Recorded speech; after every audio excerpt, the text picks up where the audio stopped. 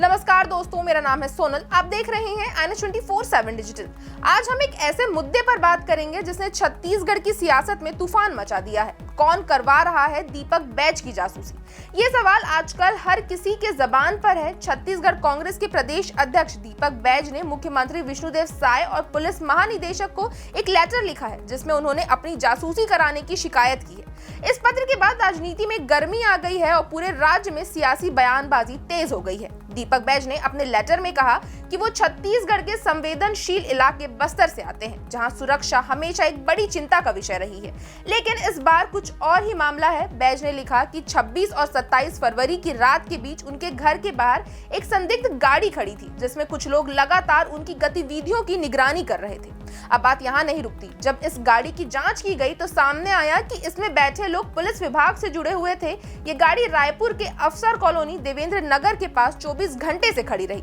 बैज ने सवाल उठाया कि क्या ये लोग उनकी जासूसी कर रहे थे, और अगर हाँ तो क्या पुलिस विभाग के उच्च अधिकारियों के आदेश पर हो रहा था ये सब? दीपक बैज ने अपने पत्र में इस संदिग्ध गतिविधि को लेकर गंज थाना प्रभारी को भी 28 फरवरी को लिखित शिकायत दी थी, जिसकी पावती भी थाना गंज ने दी है। ये पूरे मामले को लेकर बैज ने सरकार से उच्च स्तरीय जांच की मांग की है और दोषियों के खिलाफ कड़ी कार्रवाई की अपील भी की है। अब सवाल यहाँ ये उठता है कि सरकार का इरादा क्या हो सकता है। दीपक बैज ने इस मुद्दे पर अपनी चिंता जाहिर करते हुए लिखा कि अगर राजधानी जैसी जगहों पर ऐसी घटनाएं हो सकती हैं तो सवाल अब ये उठता है कि विपक्ष कहां तक सुरक्षित है।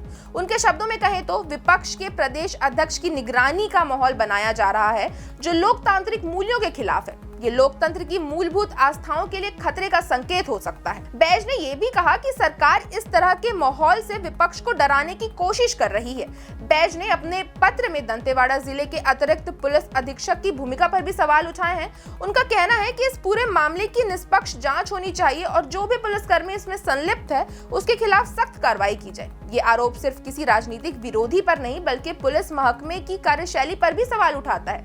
आइए आपको सुनाते हैं दीपक बैज की ये क्लिप जहां वो इस मुद्दे पर चर्चा कर रहे हैं। क्योंकि हम लोगों ने, कांग्रेस पार्टी ने झीरम घाटी जैसे घटना घटते हुए हम लोगों ने देखा और अंदरूनी क्षेत्रों में लगातार हम लोग की दौरा रहती है और कहीं न कहीं अगर कोई बड़ी घटना हो जाए इससे इनकार नहीं किया जा सकता, क्योंकि झीरम घाटी जब घटना हुआ उस समय भी भारतीय जनता पार्टी की सरकार थी और हमारे तत्कालीन प्रदेश अध्यक्ष और हमारे तमाम बड़े लीडर उस घटना में मारे गए थे और शायद फिर कहीं ये सरकार उस तरह की घटना दोहराने के लिए तैयार तो नहीं है या उस तरह की घटनाओं को दोहराने के लिए कहीं तैयारी तो नहीं कर रही है, क्योंकि ये सरकार के आंखों में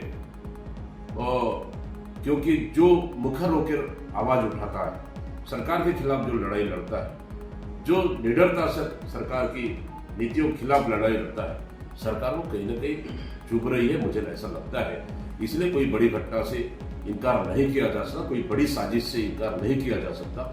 इस पत्र के बाद राज्य की राजनीति में बवाल मच गया है। कांग्रेस पार्टी ने इसे लेकर सदन में हंगामा भी किया और नेता प्रतिपक्ष चरणदास महंत ने इस मुद्दे को विधानसभा में उठाया। हंगामे के बाद विधानसभा की कार्रवाई को स्थगित कर दिया गया। राज्य में सियासी माहौल गर्म हो चुका है और इस विवाद ने एक नई बहस को जन्म दिया है। अब देखना ये है कि इस मामले की उच्च स्तरीय जांच होती है या इसे राजनीति के चश्मे से देखा जाएगा। ये पूरा मामला छत्तीसगढ़ की राजनीति में एक बड़ा सवाल खड़ा कर रहा है। क्या सच में विपक्षी नेताओं की जासूसी हो रही है? क्या सरकार अपने विरोधियों को डराने की कोशिश कर रही है? और सबसे महत्वपूर्ण सवाल, क्या मामले की निष्पक्ष जांच होगी या इसे नजरअंदाज किया जाएगा? दोस्तों, इस मुद्दे पर आपकी क्या राय है? क्या ये जासूसी का मामला एक राजनीतिक चाल है या फिर ये एक वास्तविक खतरे की ओर इशारा कर रहा है? हमें कमेंट्स में अपनी राय जरूर बताएं। अगर आपको ये वीडियो अच्छी लगी हो तो इसे लाइक करें और चैनल को सब्सक्राइब करना ना भूलें।